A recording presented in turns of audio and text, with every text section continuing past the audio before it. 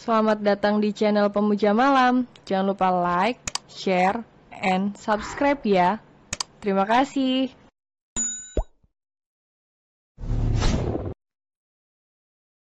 Chapter 29. Sayang, aku sangat merindukanmu. Kenapa? Ethan berjalan menggampiri Marsha, merasa heran melihat ekspresi wajah gadis itu. Oh, tidak kenapa Kak. Mau aku gendong? Tidak perlu Kak, hehe. Ferdo membawa Melina ke hotel miliknya. Bukan mau ngapain sih? Pria itu cuma mau ajak Melina ke ruang kerjanya. Kali aja bisa nambah semangat kerja. Kenapa dia membawaku ke hotel? Kita mau ngapain ke sini? Tanya Melina dengan rasa curiga. Mau istirahat Mel? Menjawab dengan gaya santainya. Yuk, turun. Sekalian setting ponsel baru kamu. Ingat, Marsha bingung kalau nomor kamu tidak aktif. Baiklah, kamu benar. Keduanya turun dari mobil. Tapi, kenapa harus di hotel? Kan bisa ke tempat aku? Ferdo dapat melihat sedikit aura ketakutan di wajah Melina. Ternyata, dia juga sangat menjaga dirinya. Jangan pikir yang macam-macam Mel. Menggenggam hangat pergelangan tangan Melina. Terpaksa Melina harus menseimbangkan langkah kakinya dengan langkah besar milik Ferdo. Duh, dia sweet banget sih. Aku jadi baper kan. Selamat sore Pak. Untuk kesekian kalinya sapaan itu terdengar di telinga Melina. Saat dirinya dan Ferdo yang sedang berjalan, entah akan menuju kemana. Melina hanya menundukkan kepalanya, mengikuti kemana pria itu membawanya. Bukannya apa, Melina takut saja jika kebetulan dosen atau teman kuliahnya. Melihat ia sedang bersama seorang pria memasuki hotel ini, tibalah keduanya di depan pintu berukuran besar yang bertuliskan General Manager. Otak Melina yang memang sangat aktif itu auto berpikir bahwa kini mereka berdua akan bertemu dengan Pak Juan Barata. Yang mungkin saja adalah pemimpin hotel ini. Apa sih yang gak mungkin bagi mereka, pikirnya. Ini bukan kamar kan? Jelas ini kantor pemimpin hotel ini. Mau apa dia ngajak aku ke sini? Apa ini ruangan papanya? Bisa aja kan, papanya pemilik hotel ini? Apa dia akan kasih tahu papanya kalau dia suka aku? Pintu terbuka. Lah, tidak ada orang? Tanya Melina, refleks. Memangnya kamu berharap akan bertemu siapa di sini? Ferdo bertanya dengan gaya santai, sembari melangkah ke arah sofa. Duduklah di sini, ini HP baru kamu. Setting dulu HP-nya sementara aku akan bekerja. Bekerja? Tanya Melina, sedikit terlihat heran. Iya, bekerja. Ferdo kini berjalan menuju meja kerjanya, membiarkan Melina diam tercengang menatapnya. Benar saja, bertuliskan nama Ferdo Barata lengkap dengan keterangan jabatan sebagai General Manager. Pada papan nama yang nangkring di meja kerja pria itu. Jadi, dia penanggung jawab penuh di hotel ini, hah? Melina memegang dadanya yang terasa bergetar gugup. Sulit rasanya mempercayai hal ini. Jadi, pria yang baru menyatakan perasaan padaku ini adalah seseorang yang punya tanggung jawab sebesar ini? Tapi, kenapa dia malah menyukai cewek kampung kayak aku? Apa yang dia lihat dari aku? Mel, Tiba-tiba Ferdo memanggil namanya, membuyarkan lamunan Melina. Kenapa menatapku sambil ngelamun? Tanya Ferdo, tanpa melihat ke arah Melina, karena sedang sibuk menatap ke arah komputer. Oh, bukan, Aku sedang memikirkan sesuatu. Ya sudah, akan ku setting ponsel ini. Melina lalu memfokuskan diri pada HP baru Cap Apple bekas itu. Baiklah Mel, terima saja HP baru ini. Lagi pula dia seorang yang pasti punya upah yang sangat banyak setiap bulan. HP ini tidak ada apa-apanya bagi dia. Dan bukankah dia telah merampas kesucian bibirmu? Anggap saja ini sebagai biaya denda yang dia bayarkan. Melina membatin panjang lebar. Melina selama ini berpikir bahwa Ferdo hanyalah seorang pria yang warawiri tak jelas. Menikmati fasilitas yang ia dapatkan dari orang tuanya, tak menyangka bahwa seorang pria yang terlihat selengean itu adalah pemegang jabatan tertinggi di sebuah hotel ternama. Beberapa menit kemudian, ponsel baru milik Melina sudah beres dan siap digunakan. Mel. Ferdo memanggil nama Melina. Kamu kenapa? Melina menghampiri Ferdo yang terlihat sangat tersiksa dengan banyaknya bentol-bentol di tubuhnya. Apa ini? Kamu alergi makanan? Sepertinya begitu. Jawab Ferdo, singkat. Pria itu menahan rasa yang menyiksa pada tubuhnya. Gatal, yang ketika digaruk akan terasa sakit. Lalu bagaimana ini? Melina mulai panik. Ia pun mengajak Ferdo segera ke rumah sakit. Ferdo menolak dibawa ke rumah sakit dan meminta Melina menghubungi dokter pribadi saja. Melina pun melakukan seperti perintah Ferdo. Yuk, kita pindah ke sofa aja, kamu bisa sambil berbaring. Saran Melina. Ferdo menekan sebuah remote control. Tiba-tiba saja terdengar suara. Ayo, kita ke ruangan pribadi aku aja. Keren banget nih ruangan, pintunya pakai remote segala. Sempat-sempatnya Melina membatin, mengagumi keluar biasaan pria ini. Ia pun memberi sedikit perhatian pada Ferdo, menuntunnya memasuki ruangan tersebut. Padahal, pria itu bisa aja berjalan sendiri. Anggap aja alasan kemanusiaan, pikir Melina. Ferdo pun dengan senang hati menerima perlakuan baik Melina. Lagi-lagi Melina harus terpesona setelah masuk ke kamar pribadi ini. Astaga, enak banget hidupnya ya. Kalau sudah capek kerja, langsung aja tepar di sini. Gak perlu membayangkan kenyamanan kamar miliknya di rumah. Hadeh. Melina lagi membatin. Kini Ferdo duduk bersandar di kasur empuknya, sementara Melina hanya berdiri, bingung mau duduk di mana. Mel, ya. Sambal apa tadi yang kita makan? Sambal tomat pakai terasi. Jawab Melina, jujur. Pantas saja. Ucap Ferdo menggantung kalimatnya. Pantas apa? Kamu alergi sama terasi udang? Ferdo mengiyakan. Seketika itu juga, Melina merasa sangat bersalah. Ia mendekati Ferdo. Maaf ya, aku gak tahu kamu alergi sama terasi. Ucapnya, lalu mengusap bentol-bentol itu dengan telapak tangannya. Jangan merasa bersalah, aku yang tidak beritahu kamu. Kaciaan. Melina semakin mendekat lagi dan akhirnya memeluk Ferdo dengan sukarela.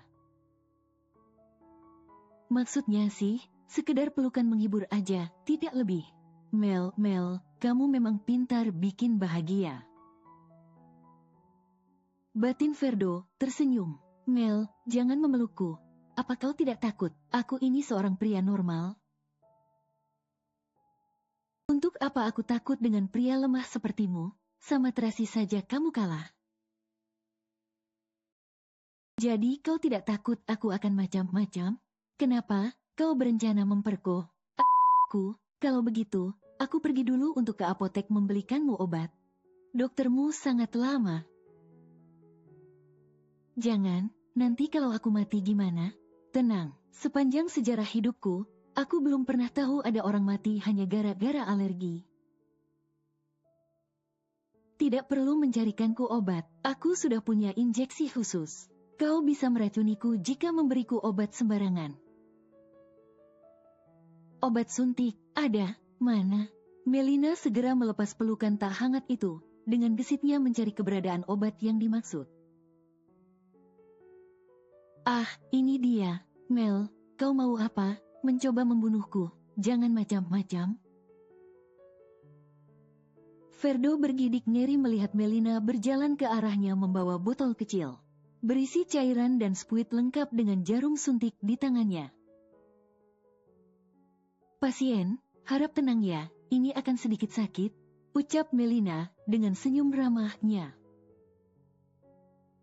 Mel, stop, jangan. Tenang, aku mahir melakukan apapun. Sini, ulurkan tanganmu. No, stop. Lihatlah kulitmu, sudah sangat penuh bentol. Kau terlihat mengerikan, bukankah rasanya semakin gatal? Iya, tapi itu lebih baik daripada kau menjadikanku kelinci percobaan, Elmel. Papaku yang seorang dokter sungguhan aja aku tidak mempercayainya memberiku suntikan. Apalagi kamu yang abal-abal, Mel.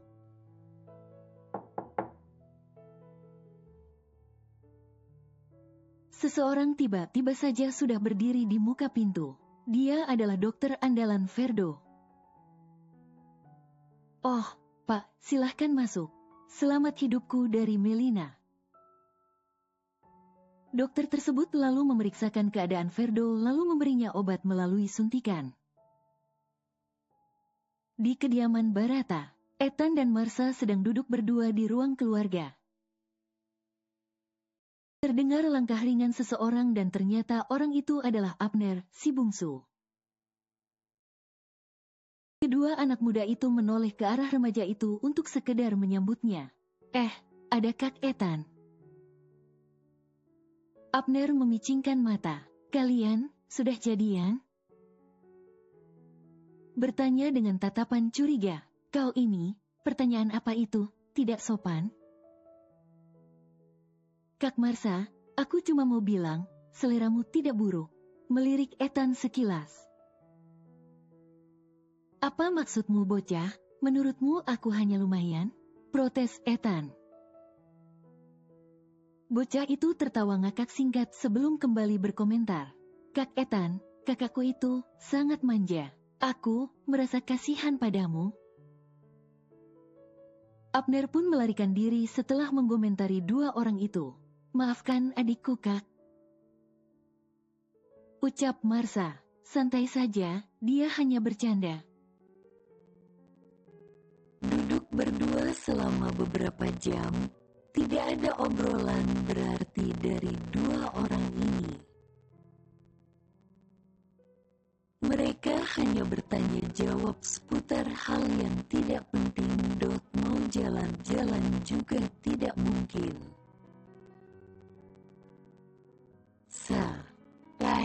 Ya.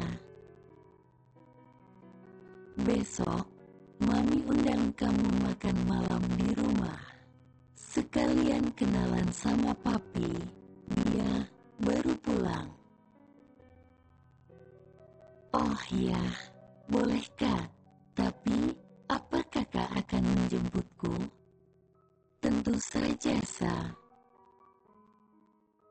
Dia lagi memanggilku kakak. Memangnya aku si Ferdo. Tiba di istana keluarga Yaret, Ethan mendatangi kedua orang tuanya yang sedang berada di kamar. Permisi Mi, Pi, kau kenapa muncul tiba-tiba anak nakal? Pasangan suami istri itu merasa dikejutkan dengan kemunculan Ethan. Untung saja tidak sedang dalam posisi bermesraan, mengingat ini pertemuan mereka setelah 2 pekan terpisah jauh. Nih, besok aku mengajak Marsa makan malam di sini. Benarkah? Mami antusias. Iya, Mi. Jadi dia bernama Marsa? Tanya Papi, penasaran.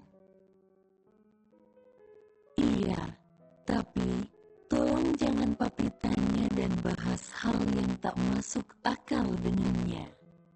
Kami baru saja jadian. Karena malas ribut, Ethan terpaksa berbohong. Lagi pula, dia berencana akan benar-benar menyatakan perasaannya itu setelah makan malam besok. Kini Ethan berbaring di kasur empuknya. Ya Tuhan, semoga Marsa membalas perasaanku. Gumamnya. Seorang pria tampan mendatangi sebuah kediaman megah yang terletak di negara lain. Siapa kau? Saya, Jerry Barata, suami dari putri Anda. Oh, jadi kau orangnya, si brengsek gila yang mengacaukan hidup putri berhargaku? Maafkan saya, Tuan. Saya benar-benar menyesalinya. Lalu, apa tujuanmu mendatangi rumahku? Saya datang ke sini untuk meminta maaf dan memohon izin untuk memiliki putri Anda sebagai istri saya, Tuan. Benar sekali, Jerry Barata sedang mendatangi kedua orang tua Nagea. Ia rela terbang jauh ke negara lain setelah baru saja pulih. Menurut pria ini, ia harus bergerak cepat untuk meluruskan masa depannya bersama Nagea yang sedang terlihat suram. Dengan keyakinan penuh, ia melangkah ke kediaman megah ini, sendirian, tanpa ditemani oleh siapapun. Kedatangannya ke sini juga tanpa sepengetahuan keluarganya, termasuk istrinya. Ia hanya mengatakan akan melakukan perjalanan bisnis ke luar negeri. Mama dan Papa mencoba menghentikannya karena khawatir akan kesehatannya. Akan tetapi pria ini bersikeras melanjutkan rencananya. Bisa dibilang, kedatangannya ke sini sama saja dengan mengantar nyawa. Karena dari yang ia dengar, ayah mertuanya adalah seorang pria tegas dan konsisten dengan apa yang ia katakan. Jerry tak peduli dengan apapun hasilnya. Yang terpenting sekarang adalah dirinya harus berusaha menunjukkan niat baiknya. Ku dengar kau baru saja bangun setelah seseorang memukulmu. Apa aku perlu menambahnya? Aku rasa aku sangat ingin membuatmu hilang ingatan sehingga tidak lagi mengingat putriku. Suara dingin seorang ayah yang sangat menyayangi putrinya itu menguasai ruangan. Sekali lagi, maafkan saya Tuan, saya memang seorang pendosa besar dan sangat tidak pantas untuk putri Anda. Tapi, saya tidak bisa melepaskan dia Tuan, saya ingin bersama dia selama saya hidup di dunia ini. Apa jaminannya? Apa jaminannya supaya aku mempercayaimu? Pertanyaan yang cukup mengejutkan memang bagi Jerry. Akan tetapi, Nagea adalah segalanya. Semuanya Tuan, semuanya, semua yang saya punya, itu menjadi jaminannya. Saya sungguh. Kalau begitu, serahkan semua saham dan aset yang kau miliki menjadi atas nama Nagea. Kau berani. Dek, meskipun tak menyangka akan mendengar hal itu, Jerry tetap mantap akan maksudnya. Ya, saya bersedia, Tuan. Asalkan hidup bersama Nagea, jawab Jerry mantap. Pria parubaya itu memperlihatkan senyum smirk. Ternyata, kau pemberani juga. Kulihat, tekadmu sangat kuat. Baik, aku akan mempercayakan putriku padamu. Ya, aku dan istriku sepakat untuk merestuimu. Dek, Jerry tertegun. Benarkah ini? Kau telah menunjukkan niat baikmu terhadap Nagea. Pria seperti ini yang pantas untuknya. Tapi, kembali lagi pada Nagea, keputusan utama tetap ada di tangannya. Itu hidupnya. Jika dia berkeras tidak menginginkanmu setelah masa 1 bulan ini, kami tidak bisa berkata apa. Tuan, Nyonya, terima kasih, karena kalian mengampuni saya. Ucapnya, dengan wajah tertunduk sedih, menyesali kesalahannya yang teramat banyak. Jerry tak kuasa menahan perasaan harunya. Pria itu meneteskan air mata dalam posisi wajahnya yang terus saja menunduk. Jerry, suara datar itu kembali menggema. Kau memang telah menyakiti putri kami, menyakiti hatinya maupun fisik luarnya. Terlihat pria itu menarik napasnya berat sebelum melanjutkan perkataannya. Kami berdua sangat ingin menghukummu, akan tetapi, daripada menghukummu dengan cara menyakitkan, kami berdua sepakat menghukummu dengan cara yang lain. Bayarlah semua perlakuan burukmu sebelumnya dengan cara membahagiakan putri kami. Jangan sampai aku mendengar sekalipun putriku itu tersakiti. Pria parubaya itu kembali tegas. Ma, apa kamu sudah menghubungi pangeranmu yang mantan penjahat itu? Tanya Juan, saat baru saja tiba di kediamannya. Sejak tadi aku menghubunginya, Pak, tapi sepertinya dia masih sibuk. Semoga saja, anak itu baik-baik saja. Masih sakit, tetap saja memikirkan pekerjaan. Semoga saja ayahnya Nagea bisa menyambut baik kedatangan kita berdua besok. Aku benar-benar ingin segera menyelesaikan masalah anak itu. Iya, Pak, tapi tetap saja kembali ke keputusan Nagea, kan Papa sayang. Semoga anak itu masih mau memaafkan putra kita. Juan terlihat sedikit memijat pelipisnya sebelum kembali mengatakan sesuatu. Ma, bagaimana kalau kita pakai cara lama untuk mempersatukan mereka? Cara lama, apa itu? Tanya Fema, menatap bingung. Teh hangat. Jawaban Juan berhasil membuatnya mendapatkan cubitan di pinggangnya dari tangan Fema. Ide gila, apa kau ingin menantumu marah pada kita? Pagi Mama. Sapa Ferdo, pagi-pagi sekali anak muda itu telah rapi dan dengan setelan siap ke kantor. Pagi sayang, sahut Mama Fema, yang sedang menyiapkan sarapan pagi bersama Nagea, menatanya ke meja makan. Selang berapa saat, Marsha dan Abner sama-sama keluar dari pintu lift. Yang biasanya anak remaja itu akan berlari menuruni tangga dari lantai atas rumah itu. Beberapa hari ini dia dengan setianya main drama melalui tangga lift bersama Kak Marsha. Sepertinya remaja itu sudah terbiasa dengan gelayutan manja kakak perempuannya itu, yang selalu saja menempel di lengannya ketika mereka berdua berjalan bersama menuju pintu lift. Dan keluar lagi masih dengan posisi yang sama. Memiliki tubuh semampai di usia remajanya, membuatnya sedikit lebih tinggi daripada Marsha. Wah, anak-anak Mama, ini sayang sarapannya. Keluarga Barata pun menikmati sarapan dalam keadaan hening. Sampai akhirnya si bungsu yang ketika bicara selalu terdengar menyebalkan itu memecah sedikit keheningan. Kak Ferdo, kenapa sepagi ini sudah siap? Tanyanya. Kenapa memangnya, kau keberatan? Melirik tajam ke arah si bocil. Sinis banget sih, diputisin Kak Melina ya. Sendok dan garpu yang tadinya saling bertabrakan auto terhenti, semua mata melirik Ferdo. Kamu, sejak kapan jadian sama Melina? Tanya Mama. Apa sih Mah? Siapa yang jadian? Mama mempercayai abek rusuh ini? Menunjuk Abner dengan garpu di tangannya. Yang lain hanya menyimak. Oh, kira sudah jadian. Mama lanjut makan dengan santainya. Belum jadian? Abner membatin sembari melirik Ferdo dari ekor matanya.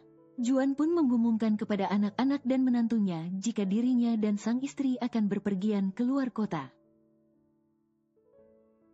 Dan meminta anak-anak itu saling menjaga diri. Kita semua sudah gede kali, Pah. Gak perlu berlebihan ah. Yang penting pulangnya jangan bawa adik baru untukku. Canda Abner. Adik baru apa maksudmu? Protes Mama. Mama sama Papa pasti mau bulan madu lagi kan? Boleh saja, asal jangan buatkan aku adik baru. Siapa yang mengajarimu bilang begitu? Apa yang kau pikirkan? Papa pun ikut protes. Guru biologi Pah menjawab sambil mengunyah. Pah, anakmu, kenapa dia begini? Ketus Mama. Kamu yang melahirkannya sayang? Tidak, aku rasa dia tertukar dengan bayi orang lain. Tubrukan sendok dan piring lagi terhenti. Semua orang menatap Mama dan Abner bergantian.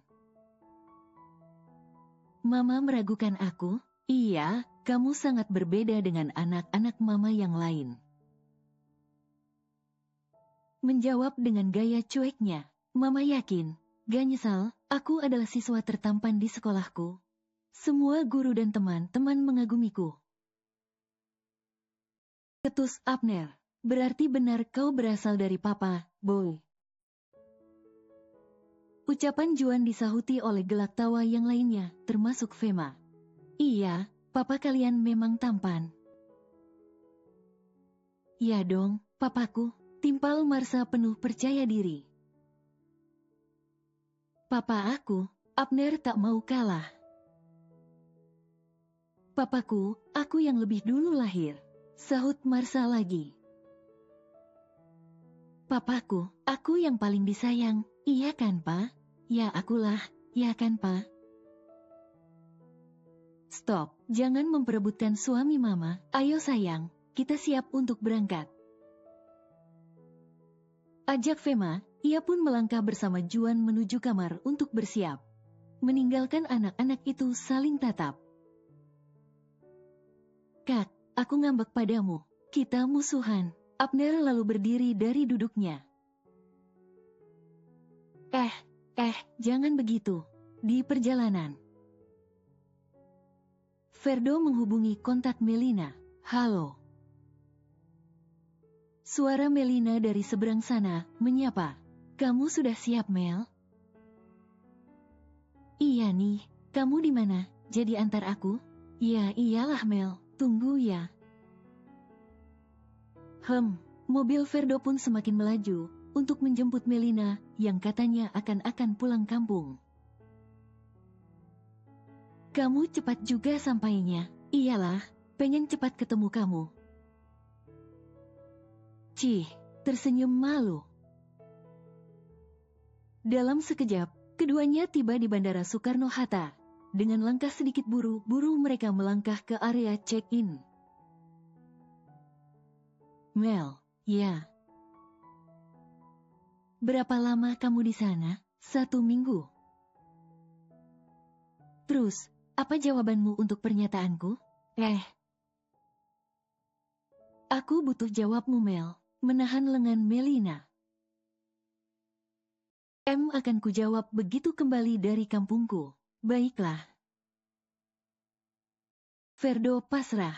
Ya sudah, aku pergi dulu ya. Kamu hati-hati di jalan.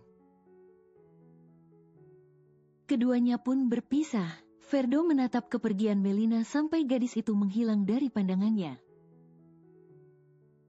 Ya ampun, aku sangat gugup. Kak Ferdo kayaknya serius suka sama aku. Melina kembali memikirkan Ferdo saat sedang duduk di deretan kursi tunggu.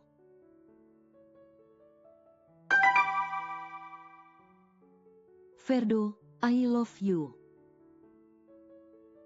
Kak Ferdo. Melina sempat mencoba mengetik beberapa kata sebagai balasan, akan tetapi ia urungkan lagi.